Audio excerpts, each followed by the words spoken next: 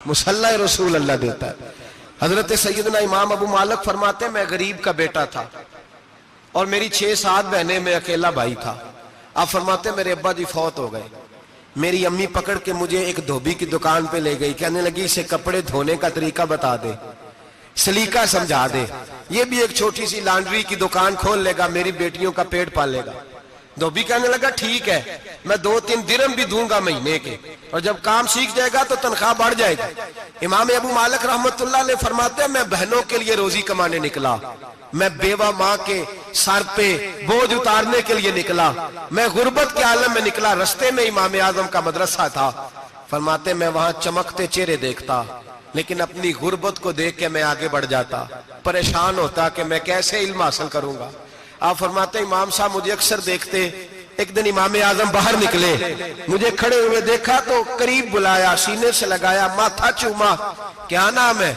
मैंने कहा अबू मालिक मेरा नाम है। कहा तुम्हें पढ़ने का शौक है? कहा बड़ा शौक है। कहने लगे चल आ जा पढ़ा कर, आ जा मदरसे में पढ़ा कर। कहते मैं सारा दिन वहां पढ़ता, घर से काम करने आता, सारा दिन इमाम आजम के पास पढ़ता रहता। महीना आया तो मेरी अम्मा कहने लगी तनख्वाह लाओ। मैंने कहा अम्मी जी तनख्वाह तो वो देगा जो ड्यूटी पे जाता हो, मैं तो पढ़ने जाता हूँ। कहते अम्मा घर से निकली और बड़े गुस्से के साथ निकली, कहने लगी मौलवी ने मेरा बच्चा खराब कर दिया, मेरा बच्चा खराब कर दिया, मैं काम पे भेजती थी, इसने किस चक्कर में डाल दिया, मसलों से भी कभी पेट भरा है, काम भी तो करने चाहिए ना। कहते इमाम आजम के सामने खड़ी हुई। इमाम साहब बड़े अमीर कबीर आदमी, अरबों खरबों पति थी, और फिर इतने बड़े आलिम फकीर, सारा बगदाद, सारा कूफा, सारा मिस्र सलूट करता है। बीबी आई और तेज जुमले, औरतों का तरीका होता है। कहने लगी मौलवी तेरी सफेद दाढ़ी, तेरा इतना नाम, तुझे ख्याल ही नहीं आया? मैं बेवा औरत हूं, तूने मेरा बच्चा खराब कर डाला, मेरी यतीम बच्चियां रोटी कहां से खाएंगी, मसलों से भी कभी पेट भरा है। कहती इतने सख्त जुमले कहे, पर कुर्बान जाओ इमाम आजम सुनते रहे और मुस्कुराते रहे। कहने लगे मेरी गलती है, मेरी गलती है, मेरी गलती है, बीबी भूल गया था, गलती हो गई। बीबी कहती रही, इमाम साहब सुनते रहे। जब गुस्सा उतर गया तो कहने लगे अम्मा तेरा गुस्सा उतर गया है? उतर गया है। कहने लगे तेरा बेटा बड़ा नेक है, तेरा बेटा बड़ा लायक है, तू इसे पढ़ने दे। कहने लगे चुप कर बे मौलवी, ये पढ़ेगा तो मैं रोटी कहां से खाऊंगी। इमाम साहब कहने लगे मुझे बताएगी तेरे घर का खर्चा कितना है? उसने एक लफ्ज तो है 3 दिनार का, एक रवायत ऐसी भी लिखी है बुजुर्गों ने, कहने लगी 40 दिरहम है। और अम्मा कहती मैंने जानबूझ के ज्यादा बताए, हालांकि मैं कनाब का खर्चा करती थी, लेकिन जब खुला डुला करें तो वो वाला खर्चा बताया। मैंने कहा 40 दिरहम खर्चा है, तू देगा?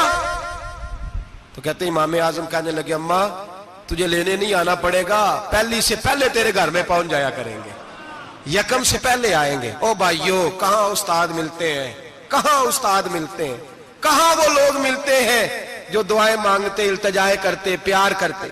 गुजर गया वो दौर, अब तो सूट लेने का दौर है, मिठाइयां लेने का दौर है, हाथ डलवाने का दौर आया है। अब कौन पूछता है? अब तो पूछते हैं तू मेरे लिए क्या लाया है। हजरत सैयदना इमाम आजम अबू हनीफा रहमतुल्लाह अलैह 1 दिन नहीं, 2 दिन नहीं, 4 दिन नहीं, 5 महीने नहीं, 20 साल तक, कहना आसान, बोलना आसान, सुनना आसान, 20 साल तक इमाम अबू मालिक के घर में खर्चा देते रहे, वो पढ़ते रहे। अम्मा कहने लगी तू मेरे बेटे को लगा तो लिया है, तो पढ़ के बनेगा क्या? हजरत इमाम आजम फरमाने लगे बादशाहों के तख्त पर बैठकर बादशाहों के साथ खाने खाया करेगा, उनके साथ बैठ के हलवा खाएगा, वक्त आएगा तू देखेगी। कहते हैं मेरे इमाम इंतकाल कर गए, वक्त बीत गया। हारून रशीद ने मुझे बुलाया बगदाद में और कहा मैं आपको चीफ जस्टिस बनाने लगा हूं। कहते हैं मैं खुशी से सजदे करने लगा, मैं चीफ जस्टिस बना। मैंने अपनी अम्मा को खत लिखा कि अम्मा बगदाद आ जा, तेरे बेटे को अल्लाह ने बड़ी शान अता कर दी है। फरमाते हैं हारून रशीद की बीवी बड़ी औलिया की, उलमा की बड़ी फरमा बरदार थी, मोहब्बत करने वाली थी।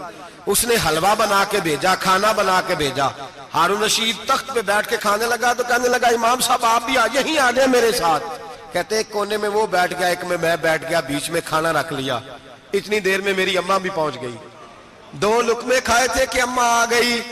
जब अम्मा ने मुझे तख्त पे बैठे देखा, एक यतीम, एक लवारस, एक बिन बाप का बच्चा, وہ کل تک جو بہنوں کے لیے 4 دینار نہیں لا سکتا تھا، تخت پہ بیٹھ کے جب روٹی کھاتے دیکھا تو اماں تڑپ گئی، روئی، چیخیں ماری۔